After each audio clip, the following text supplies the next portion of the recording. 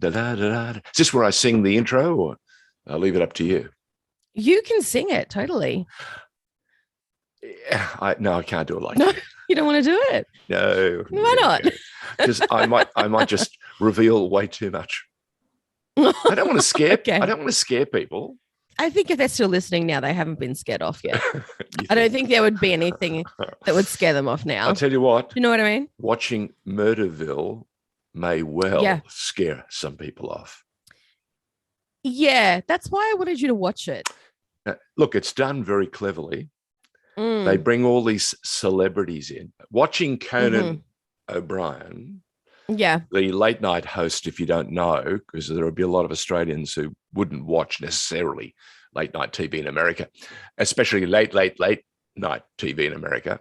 Conan O'Brien really is let me just say it once.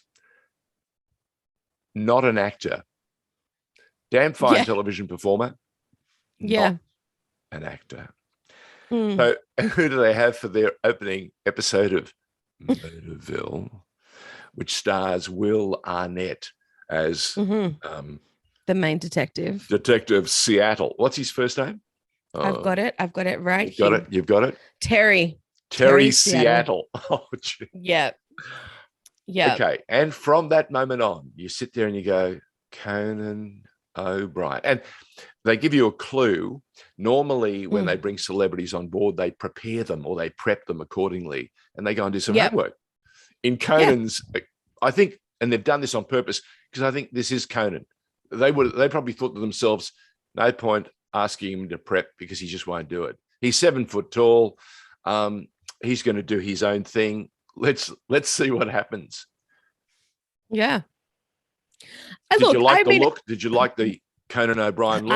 I definitely saw the look of shock and awe. Yeah. And just bewilderment of not really being aware of what's happening in your surroundings. So you might like to explain what Murderville is and how it's come around and why we should have a peek. Okay, so I am an improviser. And for me, any shows that come on these streaming services that are improvised slightly or completely really, really fascinate me.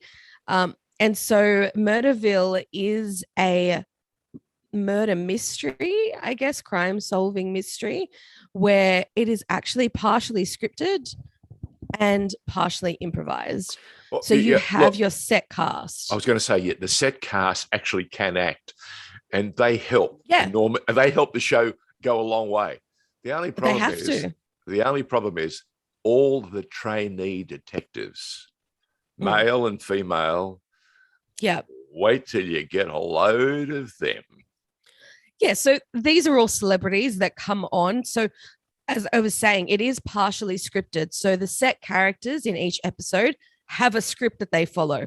Obviously, based on the responses, it might need to be changed slightly, but they have a set script. They know what the drill is, right?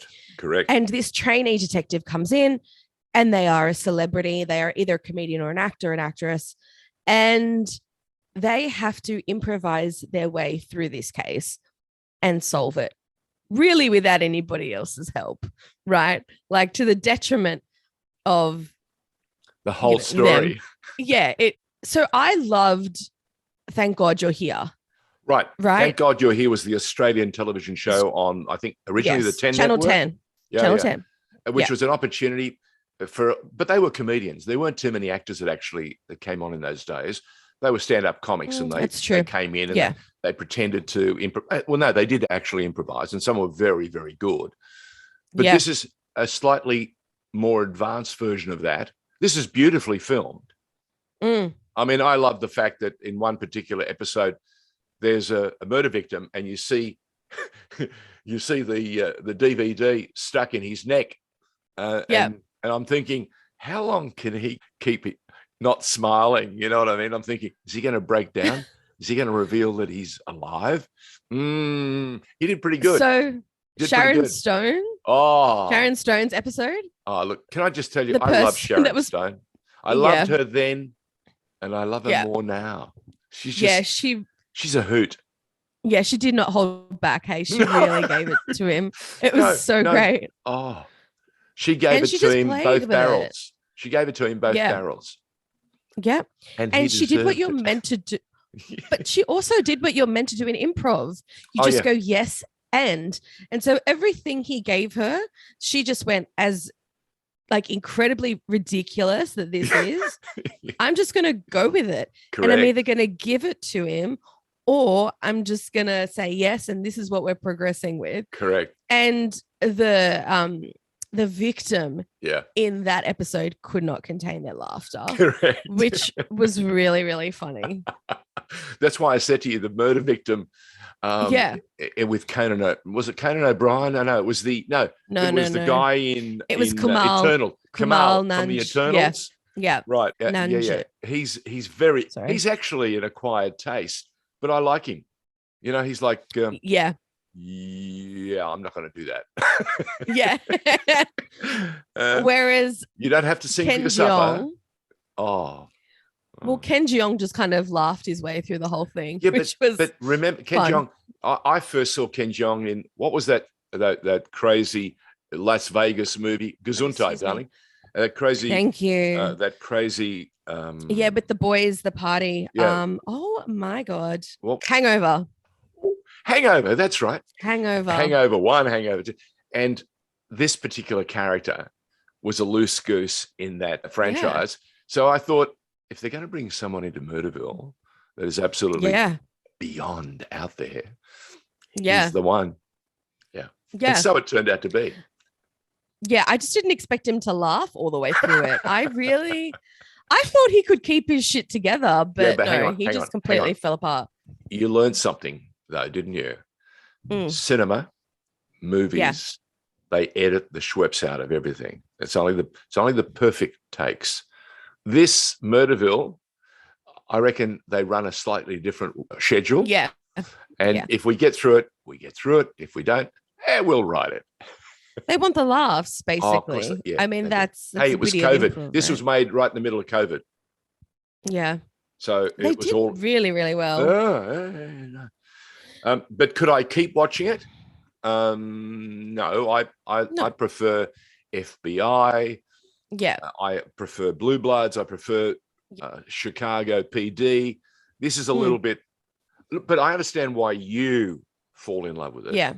Because for you, it's like homework, isn't it? It's like watching pros and others going and pulling a leg and pulling a string here and seeing what they can get away with. As you touched on, Sharon Stone was like gold. Yeah, and I wouldn't have expected her. And actually, the footballer as well in the second episode, I thought did really, really well. Yeah, that's true. Considering I don't know if he's ever done improv. I have no idea.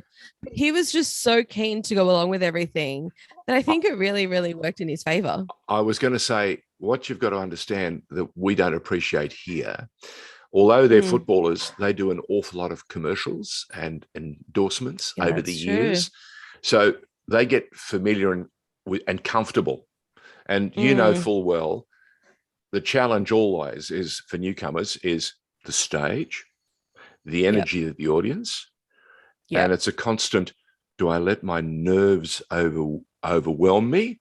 Or do I say, great, my nerves are going to help me now and lift to perform? And this for me is the great conundrum. If you want to see talent, it's great when you see them on the edge, you know, and they're not fighting themselves, they're embracing it.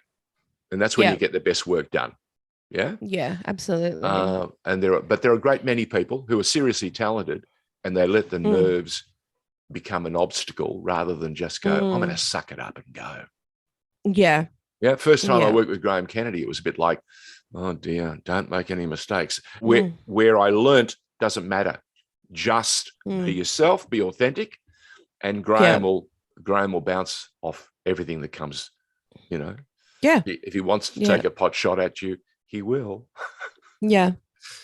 I appreciate the fact that you said that this was kind of homework for me, because I did ask you to watch it because I wasn't sure how I felt about it.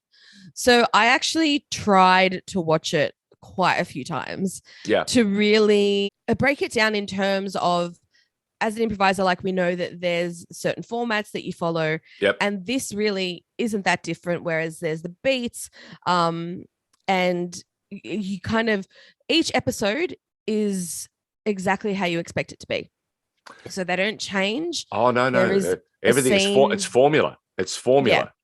Yeah. But that's the format I bet that for they're you, sticking to. I bet for you, the exciting bit was watching the cues. Yeah. Well, not learning them, but watching how different cues brought different responses. Especially from the actors that were scripted. Oh yeah. The sergeant or the commander of the detectives and Detective Terry Seattle.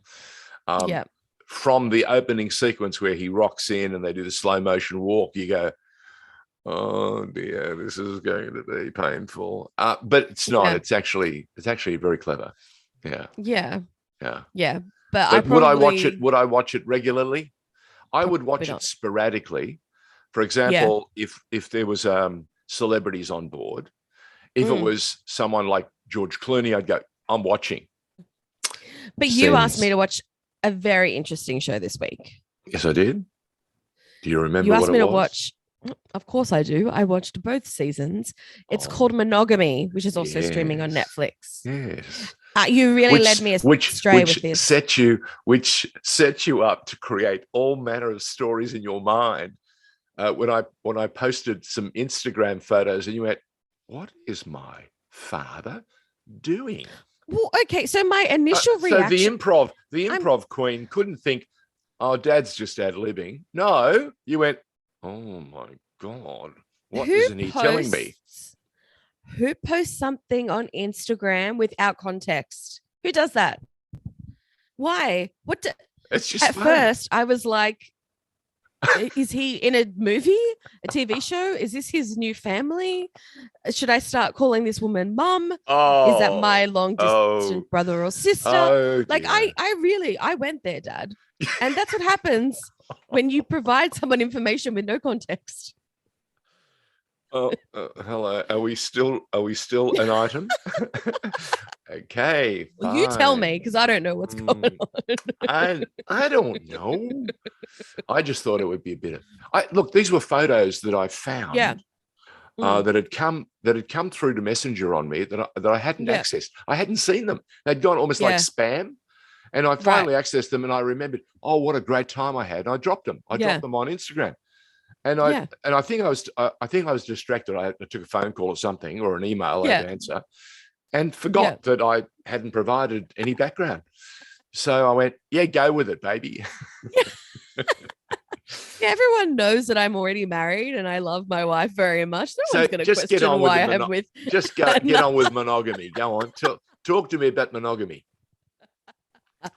Well, also misleading is the title of this show. Really? Oh.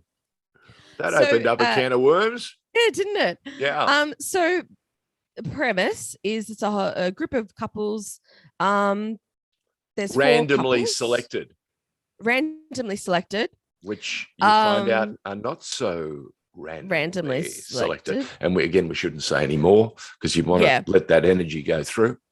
Yeah, but these are 4 couples who have been having marital issues and believe that if they go on this experiment, all their problems will be solved. Well, there are some inducements, aren't there? Money and all of that sort of stuff's thrown up, and it people is the go, Squid Game. Yeah, it is Squid a bit Game like of marriage that's counseling. Oh, yeah, very good. Yeah, I cannot take credit for that. And they have to obey the orders that are given to them via phone. Yeah. It's most interesting. And you learn a lot about people. And so what I found fascinating about this, it was filmed in 2018. Yeah. But it actually looks like it was filmed maybe in the 90s. It is all black cast. Yeah. Which admittedly, we don't get to see that much of here in Australia. Very good. So to be able to have that privilege was amazing. for us, like that representation was great for me. Did you say thank you, Dad? Thank you, Dad. I did thank you last week when you said that it was a black cast, and I said, you do know me. I do know you. I remember. I fake a lot. I go, I don't know my daughter too much. But I've picked up stuff over the years. I have picked up stuff over the years. Yeah. Well, see, the thing is, for me, a lot of these African-American movies that are coming out of the States, we don't get to see them here. No. If they are massive in movies there, they might come straight to DVD here. You mean like and that's Black the Panther? Only way. You mean like Black Panther? No, Black Panther is different. Okay. Black Panther is Marvel and everyone could see it. Okay. Right? Yeah. Everyone. Yeah. That was the representation that they wanted us to have. Yeah. Okay. This is a black story told by black people. Yes. And it's very rare that we have access to that kind of TV movies. I mean, it's a bit different now when you think of Jordan Peele with like Get Out and all those movies now. And this is kind of in that similar vein where you think that it's about one thing, but really it's about something else. And it is, that's what I really, really loved. Like for me, it was an eye-opening experience on Black relationships and how they're different, and the expectations and the language still have, and the language, and societal pressures on top of everything else they have to deal with. Yes, they correct. Still have the same societal expectations as you and I do. Yeah, correct, 100%. And so it was so fascinating to see that story portrayed, which I really, really thoroughly enjoyed. There you go. And so it's a really, really great watch. Thank you, Dad. Yeah, thanks, Dad. That's right. I don't even. How did you come across it? I'm just skilled movie muser. I was watching. No sense at all. No, I watched something else. I'm trying to remember what it was. And Netflix tend to throw up options, and I thought, hey, let me. And again, it was conscious. It was, all right, let me see how this is portrayed. And once I watched it, and I thought to myself, it's like next week's challenge for you. I think you'll enjoy it too. Again, for very different reasons, because it's a character that's really complicated. So what made you want me to watch Monogamy? Does that make sense? Why did you ask me to watch Monogamy? I just thought you'd love, as you touched on, the opportunity to see a different side of American television, and gave you access to an audience that we don't readily get access to. And it's told in a particular way. Even the way it's filmed, you said it seems like made in the 90s. I think that's a conscious decision. Yeah. It's probably to do with budget, the filming budget they had. Yeah. It wasn't made at the Waldorf Astoria. It was made at some different, it was by Novotel. Is that fair? Yeah. Yeah. And they Except thought for they the were last great episode. Yeah. They thought it was like great digs, but really it's only Novotel. So I think from that perspective, I wanted you to have a look and see what you thought. Yeah.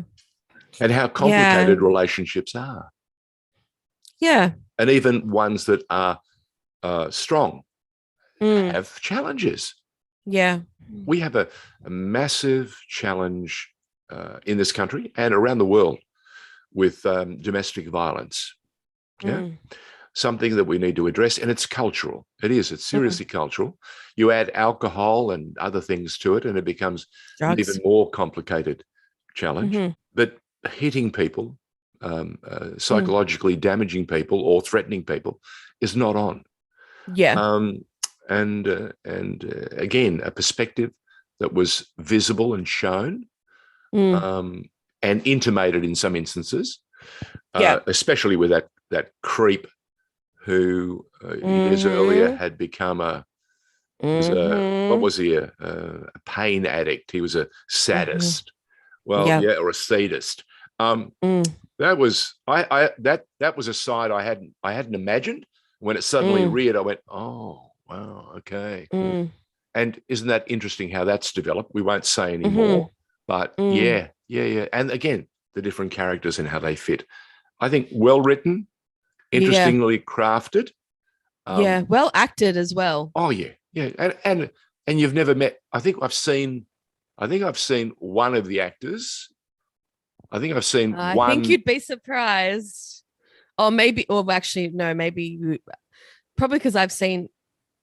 I don't know. Maybe I've seen a lot more than you have, but no. That's very true. You would have pursued more of those types of series. But for me, I think it was one familiar face. One. Yep. Right, and I think that's fair. But a whole cast of new faces, male and female. Yeah. So there you go. Yeah, and just coming back to how you were saying in terms of the way that it was filmed. Yes. I think there were certain aspects of it where they wanted it to feel like it was a Big Brother kind of situation. Yes, where there are other people watching. Correct. And so, yeah, different angles and lighting and that kind of thing. The other thing that I did want to mention is they will show you anything and everything. So, trigger warning to anybody that has had any issues with sexual abuse or has been in a domestic relationship, a domestic violence relationship, that they do not hold back with showing any footage of anything that could happen. So yeah, they really just put it all out there for everyone to see. Correct. So, well done. That's called Monogamy. Yeah, really, really Again, good. Available on Netflix. Yeah. Okay. A show with a twist. A show with a twist. Okay, so on to next week. Next week. Yes. What you got for me?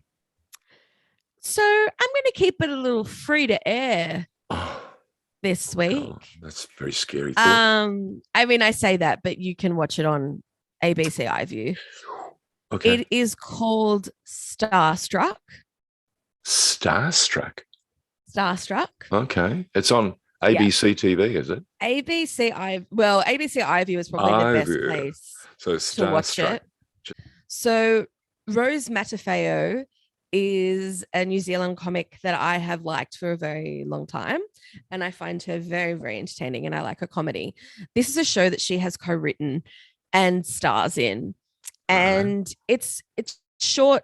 There's 6 episodes, there's 2 seasons, so it's 12 episodes. I think they're like 20 minutes each.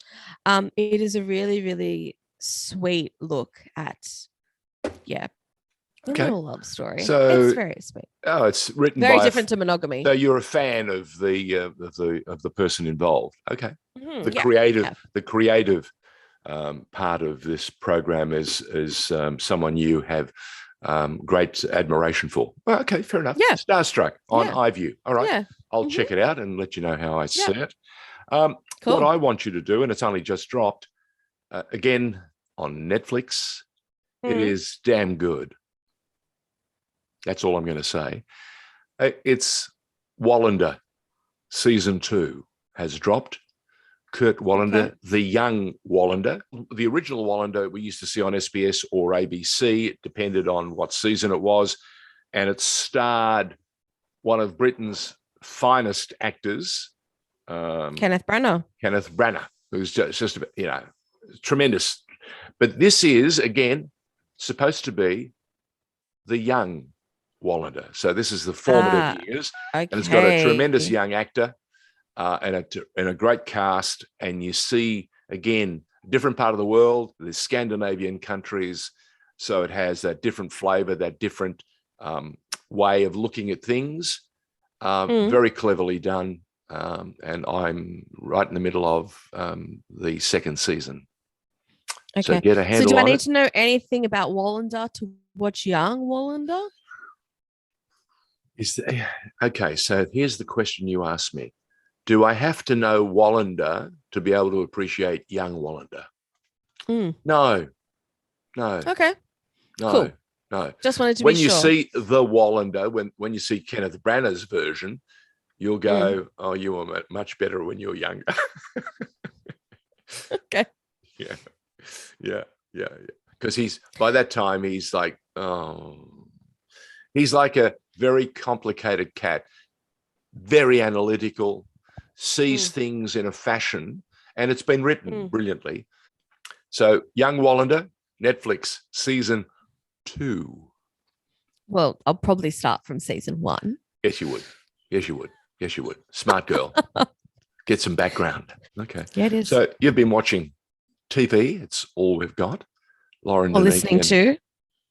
Yes. How dare I presume? What manner of human being am I? If you're just listening, I'm the lower voice. The slightly higher pitched voice is that of my daughter. You really make me question now how much higher my voice is. Actually, I think at times that your voice is lower than mine. Yeah, I think I'll go boo. Yeah, right. Yeah. All right. Until next week. Yeah. Ciao. Have a good one, Dad. Bye. Or as they say in Greek, Yasu.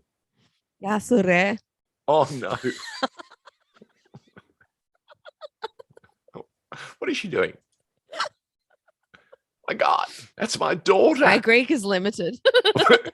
Yes, clearly.